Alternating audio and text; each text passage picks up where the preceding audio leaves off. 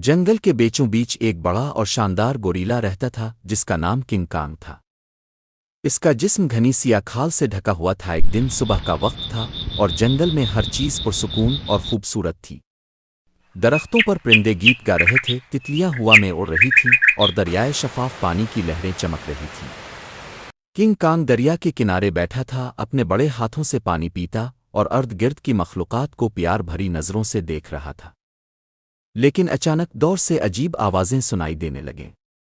کچھ مہم جو جنگل میں داخل ہو چکے تھے، ان کے پاس مشینیں اور بڑے بڑے اوزار تھے، اور ان کا مقصد تھا کنگ کانگ کو قابو کرنا اور اس کی طاقت کو اپنی مصلحت کے لیے استعمال کرنا۔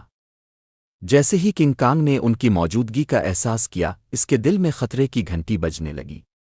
وہ فوراً اپنی چٹان پر کھڑا ہو گیا اور اپنے سینے پر زور سے ہاتھ مارا۔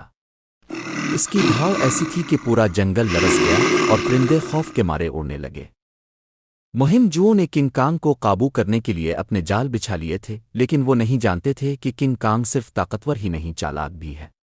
وہ تیزی سے درختوں کے بیچ دوڑنے لگا، شاخوں سے جھولتا اور جالوں سے نکل جاتا۔ جنگل اس کا اتحادی تھا اور وہ اس کی آڑ میں چھپ کر مہم جوؤں کو چکما دیتا رہا۔ جب وہ اس کے قریب پہنچتے تو وہ اچانک ان کے سامنے نمودار ہوتا اور اپنے دیو جیسے ہاتھوں سے درختوں کو ہلا کر انہیں خوفزدہ کر دیتا۔ مہم جو تھک ہار کر واپس جانے لگے۔ وہ جان چکے تھے کہ کنگ کانگ کو قابو کرنا ناممکن ہے۔ جنگل میں دوبارہ سکون لوٹ آیا اور کنگ کانگ نے اپنی چٹان پر کھڑے ہو کر جاتے ہوئے دشمنوں کو دیکھا۔ شام کے وقت سورج کی روشنی نے اس کے وجود کو ایک شاہانہ رنگ دیا اور جنگل کی ہر مخلوق نے اسے اپنے محافظ کی طرح دیکھا۔ کنگ کانگ جانتا تھا کہ اس کا کام ختم نہیں ہوا۔ وہ ہمیشہ جنگل کی حفاظت کے لیے تیار تھا اور اس نے ثابت کیا تھا کہ طاقت اور عقلمندی کا ساتھ ہی وہ ہر خطرے کا مقابلہ کر سکتا ہے۔